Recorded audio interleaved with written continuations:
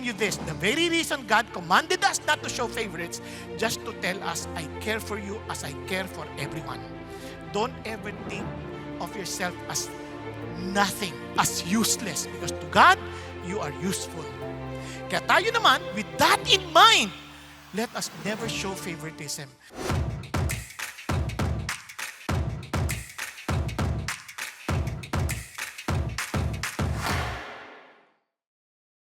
Tayo po'y magpapatuloy sa ating pong series on real faith. Batid naman po ng bawat isa sa atin, noon pa man sa ating series on Galatians, na tayo po ay naligtas hindi dahil sa gawa. No? Ang kaligtasan natin ay dahil sa ginawa ni Jesus. Kaya nga maliwanag po sa atin yan, sabi dito, for by grace you have been saved through faith. And that not of yourself, it is the gift of God. Now, ito maganda. After that, parang wala tayong pagmamalaki. Not as a result of works, so that no one may boast. Ngayon, pagka binasa niyo yung karugtong yan, kaya naman, saka pa lang tayo makakagawa ng mabuti. Dahil ligtas na tayo. Hindi tayo naligtas dahil gagawa tayong mabuti, kundi kaya tayo gumagawa mabuti kasi ligtas na tayo. We have now the freedom to follow the Lord. Amen? Okay ba yan? Now, isipin niyo po mabuti. Ngayon, paano ko nakatitiyak na tama yung faith na yon? Kasi yun ang tanong di ba? Kasi anybody can say, I have faith. Ang problema, ano yung faith? And kung ang faith natin is just like, I believe in Jesus, maging si Satan naniniwala at nanginginig pa. Nakuha ninyo? So, paano ko nakatitiyak na yung faith ko totoo? Yung faith na nagliligtas? Kaya nga, kung maaalala ninyo, sabi natin, yung faith na yon is recognizing and trusting Jesus as your Lord and Savior. Hindi ka lang naniniwala that Jesus is real, hindi ka lang naniniwala that Jesus exists or existed, hindi ka naniniwala that He rose again from the kundi, sabi mo, nagdi-depend ka doon. I'm depending on the resurrection of Jesus about my salvation. I'm depending and trusting Him with my life. Yung kumbaga, nakasalalay doon. Kaya naman, real faith is anchored in God and His truth, not in circumstances or feeling. Hindi pwede sabihin, pinanganak ako sa Christian family, ligtas na ako. Hindi ho totoo yan. No, hindi nakabata yan sa circumstansya. Kundi sabi niya, yung talagang nakabata yan sa salita ng Diyos. Hindi yung parang, nag-attend ako talagang na-feel ko na tumayo yung balahibo ko di ba? Sa totoo lang, ginawin ka lang, tatayo na balahibo mo Kaya kung doon yung batayan, wala na, di ba? Medyo mali na. Kaya hindi nakabatay yan sa pakiramdam, hindi yan nakabatay sa sirkumstansya, kundi nakabatay yan sa Diyos at sa Kanyang salita o sa Kanyang katotohanan. And real faith is evidenced by obedience, works, and transformed life. Kung talaga pong mahal natin si God, nagtitiwala ta sa Kanya, ay sumunod ka. Then real faith perseveres to the end. Dahil alam mong ligtas ka, hindi ka susuko. Kasi yun ang pananampalataya Kaya sabi ng Bible, saan tayo kilala? Sabi niya, a new commandment I give to you that you love one another, even as I have loved you. Anong standard? The way Jesus loved us. And sabi niya, that you also love one another. By this, all men will know. Paano nga? All men will know that you are my followers, you are my disciples, because you are so morally pure. Yun ba sabi? Because you're not committing mistakes. Because you're so faithful. No. Because you have love for one another. Kaya dito ho ang palatandaan. Ang problema, paano ba talaga magmahal? Kaya ang ganda ng definition ni James when it comes to Christianity. Sabi niya, pure and undefiled religion in the sight of our God and Father is this, to visit orphans and widows in their distress. Meaning they're so loving that they care for those who are distressed. Di ba? Talagang may mga problema. Sample lang yung orphans. Kasi at that time, ang hirap ata ng maging ulila. Sample lang yung widow. Kasi yung widow, wala na silang support. Kaya talagang, sabi niya, pero yung Christians, they care for them. And to keep oneself unstained by the world. In other words, yung Christian, it moves towards the vulnerable. Yung mga mahihina, hindi sila nagtataboy ng mga mahihina. Sa halip, sila mismo ang umaakay at tumutulong sa mga ito. And it resists the value system of the world. What I'm trying to say is this, you know who you are. And I pray that we will learn this afternoon. Sinasabi ni James sa atin ganito. Sabi niya, my brethren, look at the words, do not hold your faith in our glorious Lord Jesus Christ with an attitude of personal favoritism. Sabi niya, huwag mong hayaan yung pananampalataya mo na parang merong bagay na nagsasabi, nagpapakita ka ng pagtangi. Kaya yun po ang ating pong titignan. In fact, yun po ang ating pong memory verse. Ang tanong lagi dito who gets my time? Yun yung sinabi niya kanina who gets my grace? Who gets my patience? And why? Minsan kasi mapagpasensyo tayo sa ibang tao, pero sa ibang tao, hindi. Di ba? Minsan, pagka may nag-istorbo sa atin, papansinin natin, pero iba, hindi. Ang tanong, kapag ganoon, merong favoritism. Merong pagtangi. Nakuha niyo po? Andiyan pa kayo? Ngayon, tanongin sarili niyo, kayo po ba, may favorites din ba kayo? Ayan. Nagpapakita din ba kayo ng pagtangi sa tao? Ayan. Sa totoo lang, lahat ho tayo may problemang ganito. But God is reminding us to love without favoritism. So let this be our memory verse.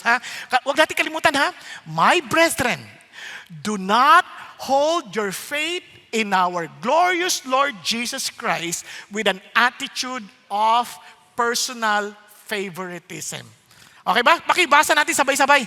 Para ma-memorize natin.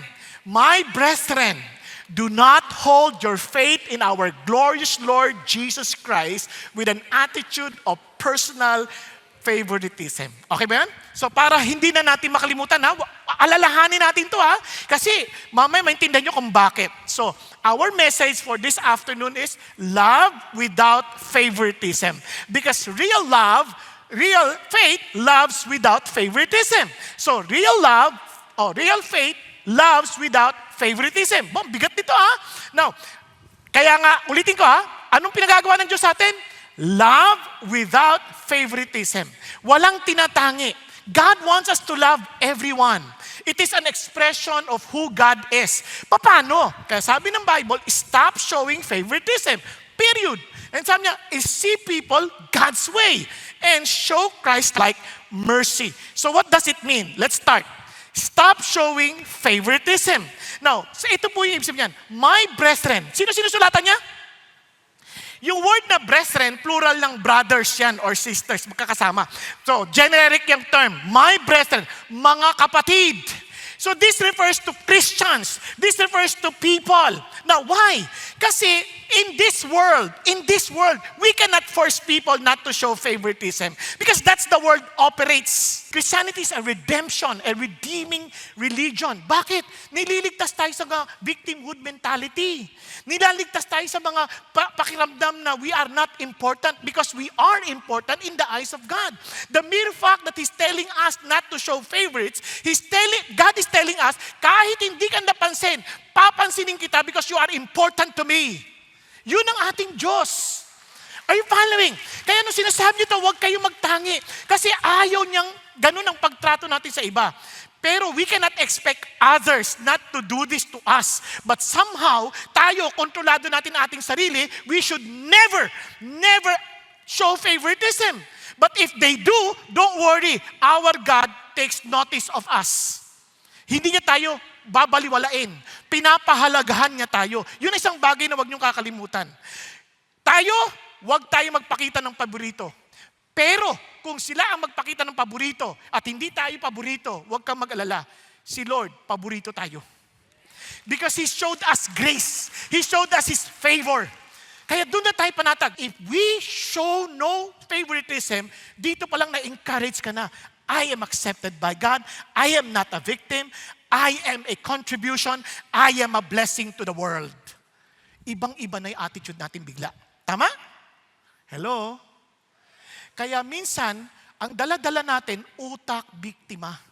Kasi, Kahit dito, nararamdaman mo yon.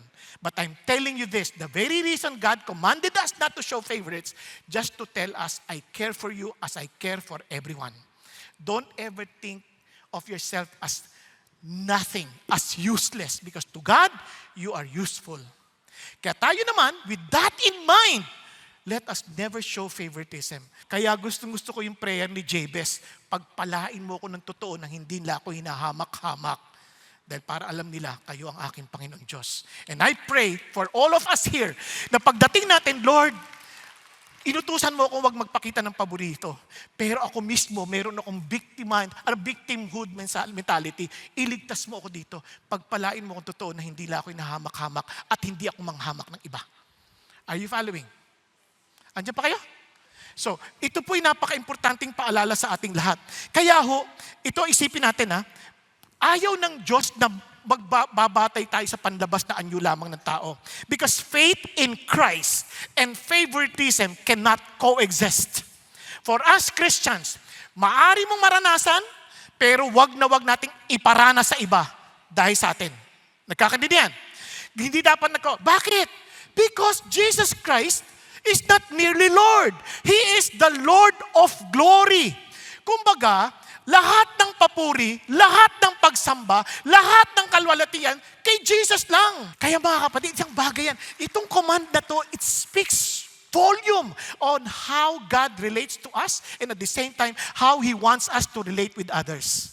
Nagkakaintindihan? So tingnan mo yung katabi mo. Huwag mong uhusgahan yan. Ayon sa kanya itsura. Di ba? Minsan, ang dali nating magbigay ng label. Kasi sabi ng Panginoon, nagbigay na example si James. Kasi nangyayari ito. Ibig sabihin, nangyayari sa kalita mo. Kaya binigay siya ng example. Sabi niya, if a man comes into your assembly with a gold ring and dressed in fine clothes, there also comes in a poor man in a dirty clothes. And you pay special attention to the one who's wearing the fine clothes and say, you sit here in a good place. And you say to the poor man, you stand over there and sit down by my footstool. Kaya nga dito, napaka-importante, may intentionality. Same church, same worship, same sermon, but different treatment. Hindi lang to sa mayaman, sa mahirap. Minsan meron tayong pinapapurang tao. Kahit mahirap sila, minsan pinabobura natin. Ang mahalaga, are we treating them all with respect and love? Are you following? Yun ang idea ng Panginoon Diyos. Kaya nga, ang punto ni Jesus, have you not made distinction among yourself and become judges with evil motives? Na para bagang, yan, worthy of heaven kasi mayaman siya Yan, mahirap yan. Okay na sa impyerno yan, sanay na yan. Walang ganun. Kahit naman iba naman, ganun din. Ay, mayaman yan, layo tayo dyan, mayaman yan. Hindi, ang idea dito, anong motive mo? Di ba? Yung iba sabi, ay, ayoko magpa-picture. Akala niyo sa akin, como celebrity siya. Hindi naman yun ang issue Yung pride inside. And yung feeling that we are the center of the universe, yun ang issue. Kaya nga, sakit namin yung mga lalaki. Kahit may problema kami, hindi kami magpapa-counsel. Bakit? Nakakalalaki yan. Ba't ang magpapa-counsel dyan? Di ba? Yun ay showing judgment based on appearance. Wag. Ang babae naman, counsel naman ng counsel. Di ba? Parang ang pag-asa ng nila doon sa tao na yun. Wag. Kay God pa din. Let God be the center of everything. Are you following? Kahit sa pastor, minsan may tendency tayo ganun. Pastor, pag-pray mo ako kasi pag ikaw nag-pray, palagay ko gagaling ako Di totoo yan. Ang dahil ko lahat ng pinag-pray, patay. Ang kagalingan galing sa Lord, wala sa pastor. Ikaw mismo, you are God's favorite. He cares for you. You can run to Him at any moment. Because He listens to us, not because of us, because of Jesus who is in us. Are you following? Kaya doon tayo nakafocus. Doon tayo nakatingin. Naunawaan po? Yun ang sinasabi ng Diyos sa atin dito. Kaya favoritism is not a poor etiquette. It is spiritual arrogance. Parang sinasabi natin, alam ko, itong tao na to mabuti o masama, itsura pa lang. Yun ang sinasabi natin. Kaya nga ulitin ko, favoritism does not shout you are unworthy. It whispers you are less important. Ayaw ng Diyos yan. Kaya nga pero wag nating mamasain kasi minsan, strategy versus favoritism, magkaiba yon. Yung strategy, you seek people for Christ. Minsan may mga tao na Yun ang paraan. So, hindi pa sila Christian eh.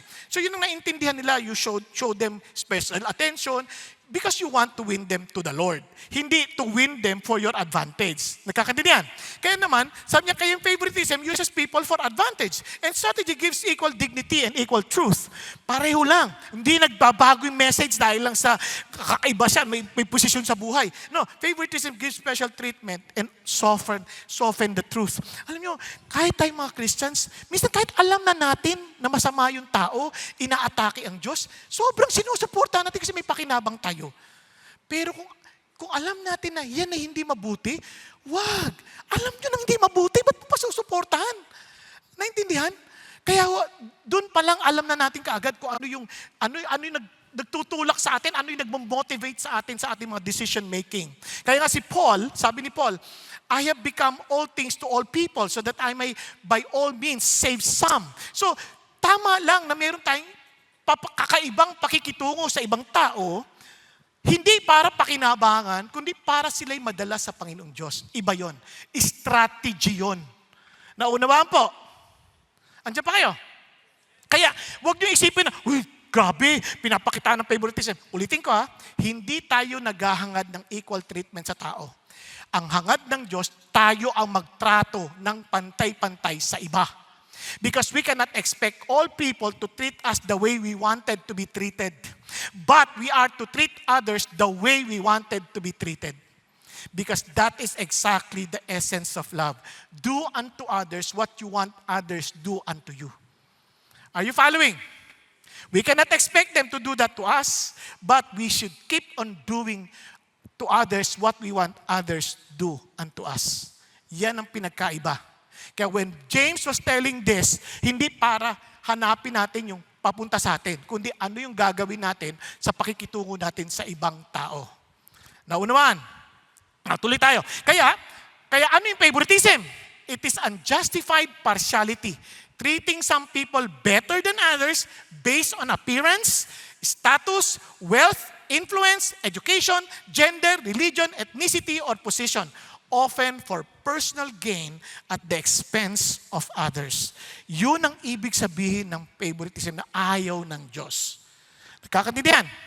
Now, so paano natin gagawin yun? See people God's way. So in other words, whenever we judge people, hindi masamang mag-judge, merong tamang pag-judge. Pag sinabi ng do not judge others so that you won't be judged, hindi sinasabi ng Lord na hindi ka na pwede mag-judge. Kasi sabi rin doon, do not throw your pearls to swine. So in other words, you're judging. Di ba? Kasi ang idea, may tamang paraan ng pag-judge. It's not to be critical, it's not to find fault, but to be discerning. Yun ang idea. So whenever we look at people, understand, paano bang tingin ng Diyos dyan? Kaya tinasabi ng Lord. Let's continue. Listen, my beloved brethren.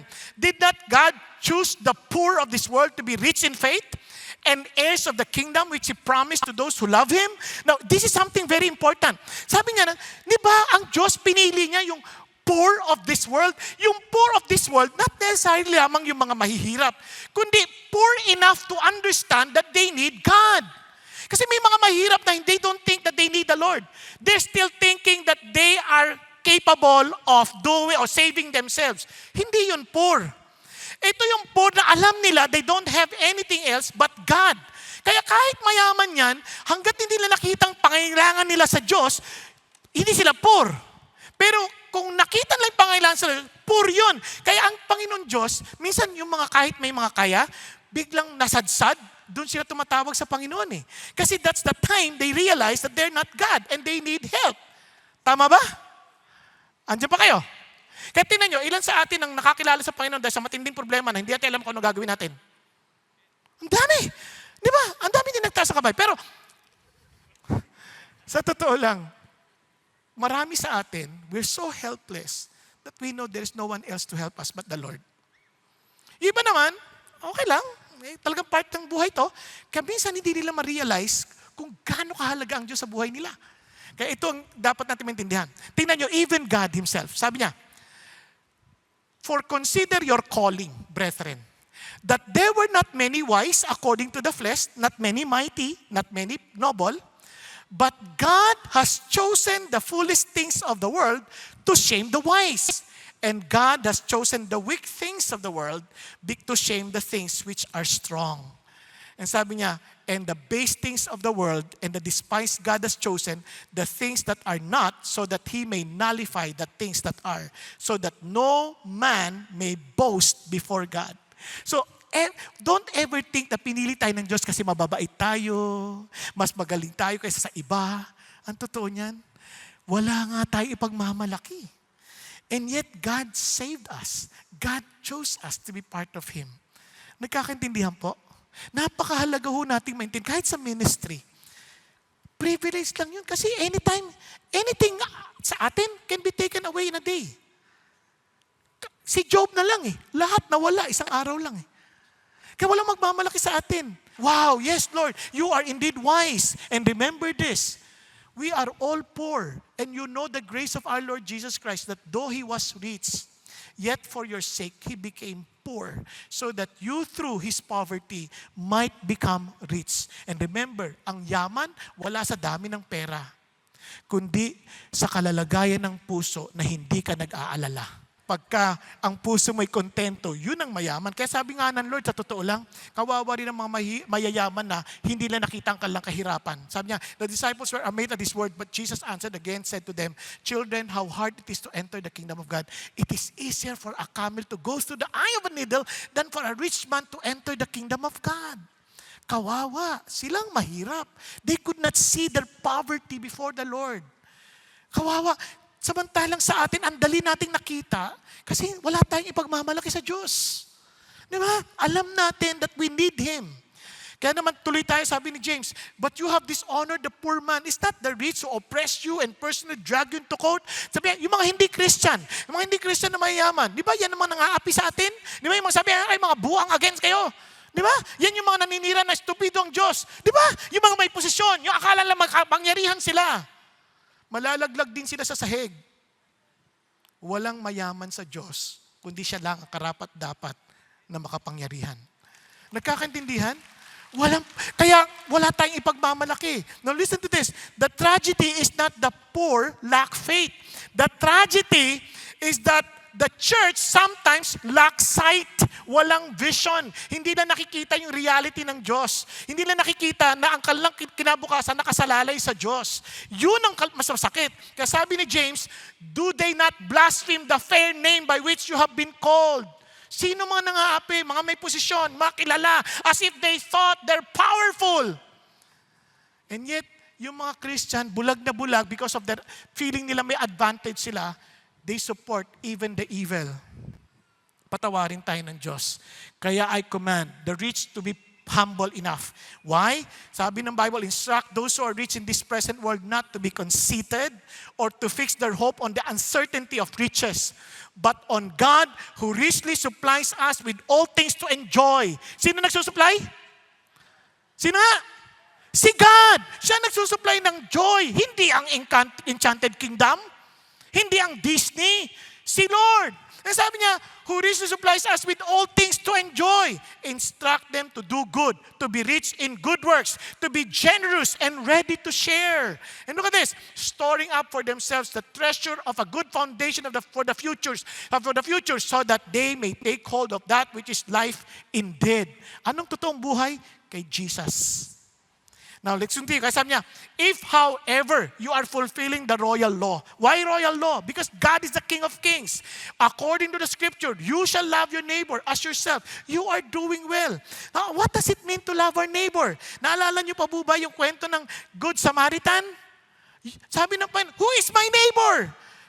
Yan ang maling tanong. Hindi tinatanong, who is my neighbor? Are you acting as a neighbor to someone? Anong ibig sabihin? Kasi yung favoritism, yung rangko ng tao yan, pinoproteksyonan nila yan. They protect comfort, they prefer status, withholds mercy, who deserves my love. Parang, kinalala nyo, yung nakakita yung mama, gulpi sarado, na-hold up. Nakita nyo, yung pinaka-priest, lumayo nakita pero umiwas. Tapos yung isa naman, yung Levite, umiwas din. Hindi nyo sila masisisi dahil baka busy sila, baka marami silang gagawin.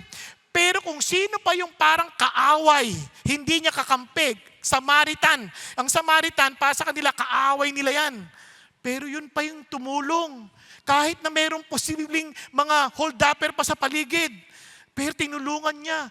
Ginamot niya, yung baon niya, yun ang ginamit niya. Para at dinala niya, sinakay niya pa sa kanyang asno. Siya na tuloy ang naglakad. Tapos inasikaso niya pa. At ibinilin pa, nagbayad pa in advance. Kung anong kailangan. Sabi niya noon, sino ang kapitbahay sa kanila? Yun ang tanong ni Jesus.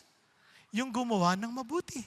So hindi tinatanong sinong kapitbahay. Ang tinatanong, kapitbahay ba tayo sa ibang tao? Yun yung walang issue ng boundaries. Yun bang tanggap niya kahit anong cost and they respond to need. Hindi sila tumitingin lamang sa kalagayan, tinitingnan niya yung pangailangan ng tao and gives mercy freely. And they see those who need the love of Jesus. Eh sabi niya, but if you show partiality, you are committing sin and are convicted by the law as transgressors.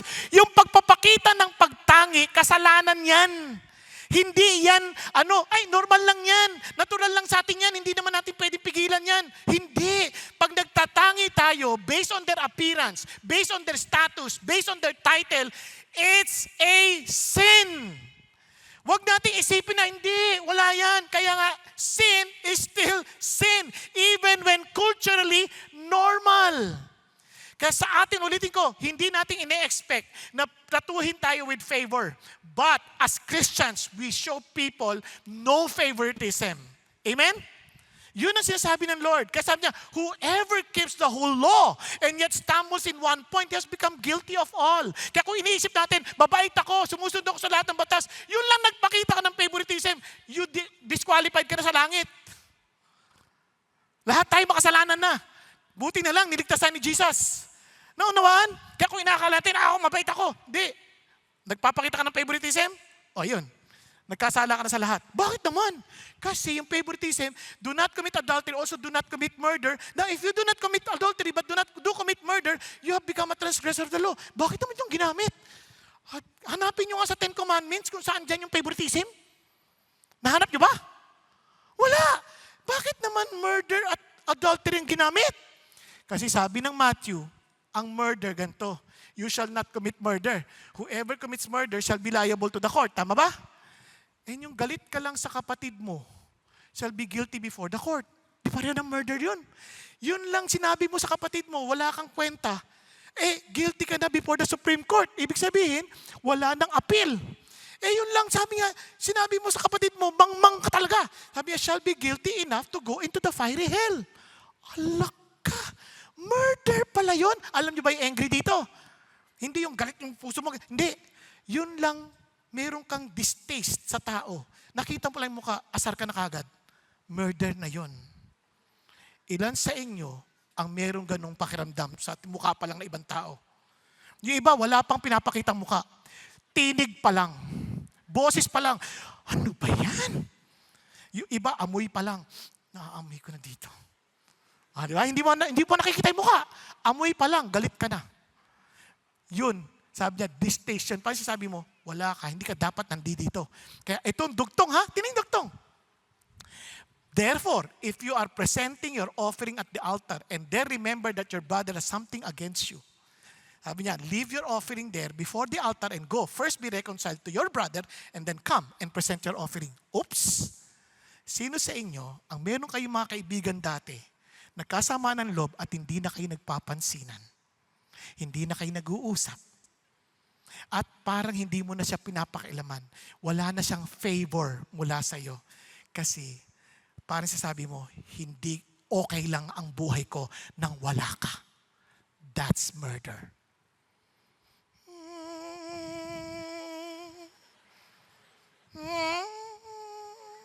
Pag-isipan niyo mabuti. Minsan, akala natin Christian, okay lang yun, Christian naman kami.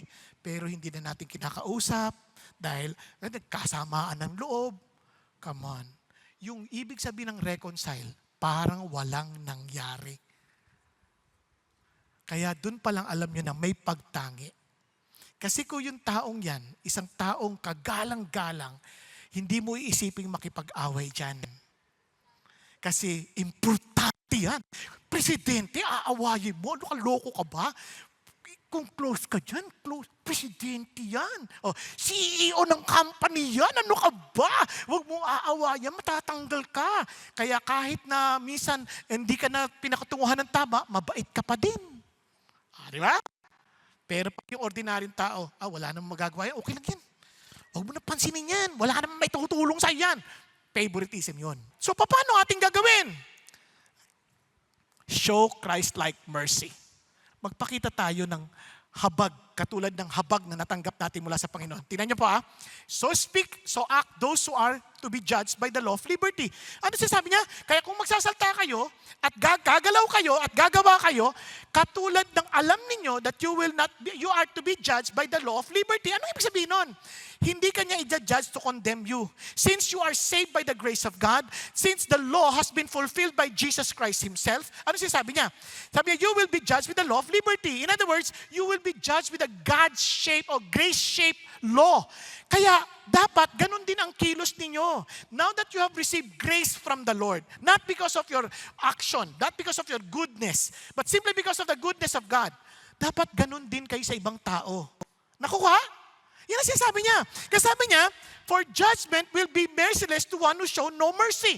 Mercy triumphs over judgment. If you show partiality, you are committing sin. Ano sinasabi niya? Kung totoong nakaranas ka ng mercy, dapat merciful ka rin sa iba. Pero kung hindi ka merciful, most probably, hindi mo naintindihan yung mercy ng Diyos, kaya hindi mo pwedeng ibigay ang isang bagay na wala ka. Naman. Kaya kung alam nating naligtas tayo sa biyaya ng Diyos, walang dahilan na hindi tayo mabuhay sa biyaya ng Diyos. Sa huling araw, the Lord will bring judgment to all of us. Sabi nga sa Matthew, let me just read this to you. Sabi niya, all the nations will be gathered before Him, and He will separate them from one another as a shepherd separates the sheep from the goats. And He will put the sheep on His right and the goats on the left. Anong sabi niya? For I was hungry, and you gave me something to eat. I was thirsty, and you gave me something to drink. I was stranger, and you invited me in. Naked, and you clothed me. I was sick, and you visited me. I was in prison, and you came to me. And sabi niya, then the righteous will answer Him, Lord, when did we see you hungry and feed you, or thirsty and give you something to drink? When did we see you stranger and invite you in, or naked and clothe you? When did we see you sick or in prison and come to you? And sabi niya dito, the king will answer and say to them, truly I say to you, to the extent that you did it to one of these brothers of mine, even the least of them, you did it to me. At alam niyo, continuation yung kabaliktaran. But anong naging sitwasyon? The sheep, hindi ho yung gumabauting gawa nila kaya sila liligtas. Naging sheep sila. At ang na-differentiate sila sa goat. Kasi if we truly belong to the flock of Jesus Christ, being the sheep of Jesus Christ, my sheep know my voice and they follow me. Remember? Normal sa kanila to feed the hungry. Diba? To clothe the naked. To give drinks to the thirsty. Kasi yung bawat ginagawa natin sa Panginoong Jesucristo. So when we don't show any favoritism, we are treating everyone as Christ Himself. Kaya ho, alam natin kung tayo sa Panginoon o hindi. Dahil hindi natin pwedeng pilitin ang isang bagay na hindi tayo. Tayo pong lahat ay yumuko at pumikit sandali. Kapatid, alam ho ninyo, ang totoong sabi ni Kristo, alam nyo na kayo ang aking alagad because you have love for one another. Dito pa lang sa atin bilang magkakapatid, I pray that we will show no favoritism. I pray that we will reflect the mercy of Christ to everyone. I pray that we will treat each other with respect. Guardia, tagalinis, usher, bantay sa parking, wala ho yung pinagkaiba.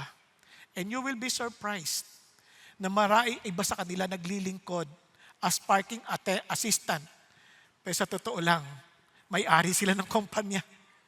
But they are humble enough to serve everybody. Yung iba sa atin, Mahirap na nga tayo, mayabang pa tayo. Kaya patawarin tayo ng Panginoon Diyos. And hindi gusto ng Diyos na parang trying hard tayo magpakabait. He wants us to come to Him with humility and acknowledge His mercy. Nang sa ganon, we can pass on the mercy that we receive from Him to others. Hindi tayo kailanman magiging merciful kung walang mercy tayong natanggap mula sa Diyos. Kaya mga kapatid, kilala mo kung sino ka. If you acknowledge that somehow you are showing favoritism, God is telling you, come. I will embrace you with my mercy that you may love everyone equally. Are you willing to accept that you need me as your Lord and Savior? And that you need my grace in order for you to experience the law of liberty. Kaya kapatid, mas alam mo kung sino ka. Kung kinakausap ka ng Diyos ngayon, maging sa mga nasa online, kung kinakausap ka ng Diyos ngayon, bakit hindi ka magpakumbabang, itaas mo kamay mo, sabi mo, Lord, patawarin mo ako, ako po yun. Lord, I know I cannot be merciful to anybody. Meron po ako sama ng loob sa ibang tao. Maliban na matanggap ko yung mercy ninyo. Kaya naman, Panginoong Diyos, thank you na minahal mo ako kahit sino ako. At namatay ka sa krus ng Kalbaryo para sa aking kasalanan. At muli kang nabuhay para bigyan ako ng bagong buhay. Buhay na walang pagtangi sa iba, kundi buhay na nagmamahal tulad ng pagmamahal na naranasan namin mula sa inyo. Kapatid, kung yan ang loobin mo, manalangin ka at sabi mo, Panginoong Hesus, pagharian mo ako. Pagharian mo ako at mabuhay ka sa akin nang sa ganon, maipahayag ko ang pag-ibig mo at ang iyong awa sa ibang tao na walang pagkukunwari, kundi bukal sa puso naming magmahal dahil sa pag-ibig ninyong aming naranasan. Salamat po, Panginoon Jesucristo. Salamat po sa pagmamahal niyo sa amin. Salamat po sa sukdulan niyong biyaya. Dalangin namin, Panginoon Diyos, di lamang ang mga nanalangin ngayon, kundi ang bawat isang narito ngayon, aming Panginoon Diyos, ang bawat pamilyang aming nire-represent. Father God, allow us to love with no favoritism. Allow us, Father God, to reflect your love, your merciful love, and your gracious love towards others. Panginoon, kung meron kaming sama ng loob kung kanino man, palayain mo kami. And allow us, Father God, to reflect your love, to reflect you as our glorious Lord, Jesus Christ. Thank you, God. We love you. We praise you. In Jesus' name we pray. Amen. Amen and amen.